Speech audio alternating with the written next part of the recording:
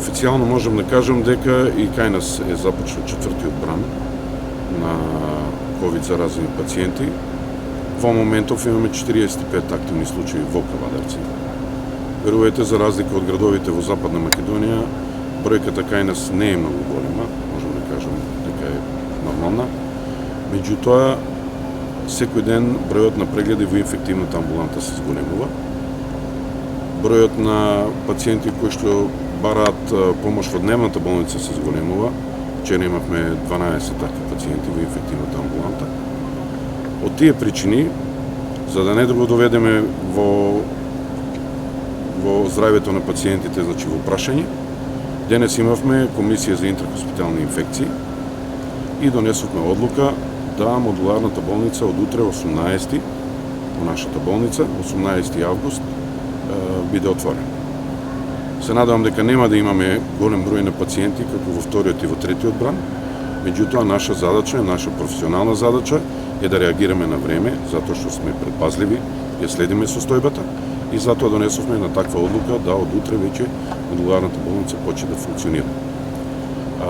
За ова известивме и здравствениот дом во Неготино, затоа што знаете дека нашата болница е од регионален карактер, така да пациентите и од Кавадарци и од Неготино нема потреба да страхуваат за нивното здравје.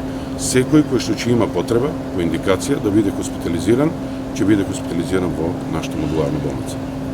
Капацитетот на модуларната болница, да повторам, е 35 болнички кревети, како што знаете. И доколку спремни сме, се исполни и овој капацитет, четвртиот кат од нашата болница е припремен со капацитет од 20 болнички кревети, така да вкупно би имале 55 болнички кревети на располагање. Кадар имаме, искусни сме, веќе го поминавме и вториот и третиот бран во лекување на овие ковид пациенти. Лична заштитна опрема имаме доволно, имаме кислород, имаме лекови, така да спремни сме да почнеме да работиме. Повторувам, се надевам дека ќе имаме помал број на пациенти од вториот и третиот бран, затоа што бројките кажуваат дека населението во Кавадарци сака да се вакцинира и се вакцинира. Моментално до овој момент, значи, бројката на вакцинирани граѓани од нашиот град над 18 години изнесува скоро 53%. Тоа е еден многу висок процент, за разлика од другите градови, и сме водечки меѓу водечките во државата. Уште еднаш кавадарчани покажаа дека се на висина на задачата, секогаш кога тоа е потребно.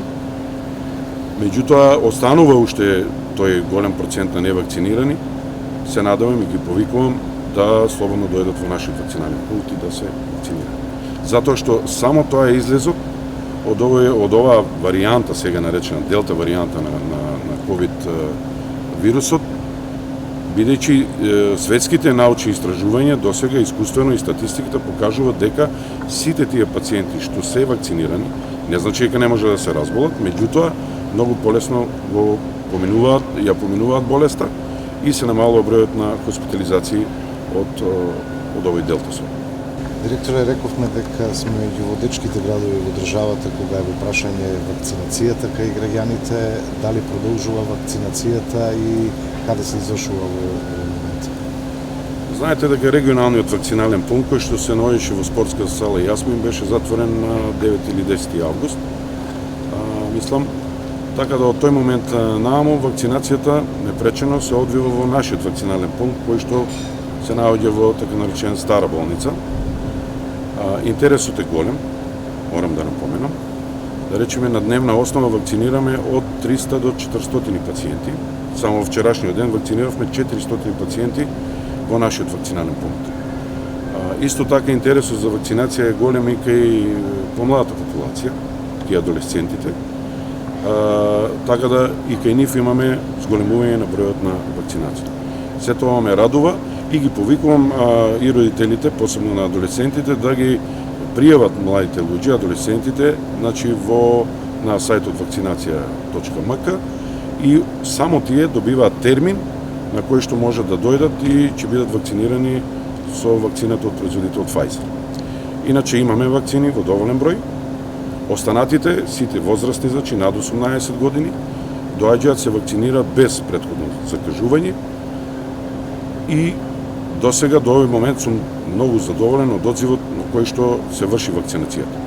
Понатаму, вакцинацијата по руралните средини се одвива непречено. Исто и таму имаме многу одличен одзив.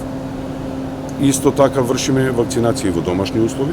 Сите тие пациенти кои што не се во состојба да дојдат кај нас во вакциналниот пункт, се пријавуваат и ние со наша екипа, од доктор и сестра, ги вакцинираме во домашни услови. Тоа се некаде од 10 до 15 пациенти дневно, што, да речеме, не е мала бројка за нашиот дом. Предходно кажав, заради делта спецификацијата што има делта сој од ковид вирусот и заради тоа што истражувањата и статистиките, искуствата од поголемите земји во светот покажуваат дека вакцинацијата, односно вакцинираните пациенти полесно го поминуваат, го пребродуваат, ја пребродуваат ова варијанта од ковид вирусот. Уште еднаш препорачувам и повикувам сите граѓани непречено да дојдат да се вакцинираат и со тоа да се заштитат себе си, а воедно да ни олеснат и нам здравствените работници да имаме што помалку работа. Надвор од ковид, меѓутоа, кога е во прашање екипирањето со опрема на Кроводечката болница продолжува, најави за набавка, доделување на компјутерска томографија, нешто што ќе одиме чекор напред како регионален болнички центар во дијагностицирањето на болестите. Да, точно е, сакам да ви известам за една најнова вест, една радосна вест. Јас сум многу задоволен што конечно и тој апарат ќе биде донесен во нашата болница, а тоа е апаратот за компјутеризирана томографија.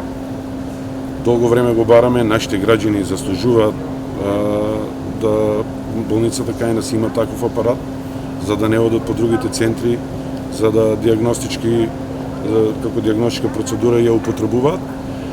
Значи се работи доделене апарат за компјутеризирана томографија во соработка со Министерството за здравство, од страна, како донација, од страна на Европската унија и од производителот Philips. Е 128 слайсен, се ова на граѓаните може не им значи многу, меѓутоа на стручните лица им значи затоа што знаат дека ова е еден од најсовремените апарати за компјутеризирана томографија и е многу брз, вади поише слоеви и многу побрзо и поадекватно може да се изврши дијагностика на одредена болест. Цената, ако ви интересира, по тоа ќе видите колку вреди тој апарат, значи како апарат, изнесува 400.000 евра. Во тек е постапка, сме значи во комуникација со производителот Philips, имаме одредено простории каде тој треба да се смести. Дојдоа еднаш од Philips ги видоа просториите, сега очекуваме да направат спецификација по тоа како треба да ги преуредиме тие простории, за да може апаратот непречено да функционира. И откога ќе добиеме спецификацијата, следен чекор е пристапување кон адаптирање на тие простори, за се надевам некаде за 2 до 3 месеци дека и тоа ќе го завршиме и конечно да го добиеме тој апарат, со што уште еднаш ќе покажеме и ќе докажеме дека апаратот, тој што сме го барале долго време, е овде, а е неопходен за поставување на точна, навремена, прецизна дијагноза кај сите типови на болести, најмногу кај крварење во мозок, кај онколошките пациенти, кај тумори и за други болести, не мора да се малигни и бенигни, така да малку е, видите, во 2021 година да зборите за апарат за компјутеризирана томографија колку ви е потребен е малку излишно, меѓутоа еве после тие 2-3 години инсистирање, конечно и ние ќе го добиеме, така да граѓаните од Кавадарци и Неготино ќе имаат конечно апарат кај што ќе можат, како што кажав, да го користат и истовремено да не патуваат по другите центри за една ваква дијагностичка многу корисна постапка. Имаме ли кадар за обслужување на овој медицински апарат? Да, кадар имаме рентген техничари, имаме 2 рентгенолози. Додека оди постапката, значи за преуредување на просторот, адаптација на просторот за кај што треба да биде сместен апаратот, во тој период од 2 до 3 месеци, нашите кадри ќе ги испратиме во други центри, ќе одредиме во кој центар, за да може да ја увидат и да ја совладаат таа техника на користење на апаратот, за да може после од која ќе се донесе апаратот да извлечеме максимум од него и соодветно да работат со него.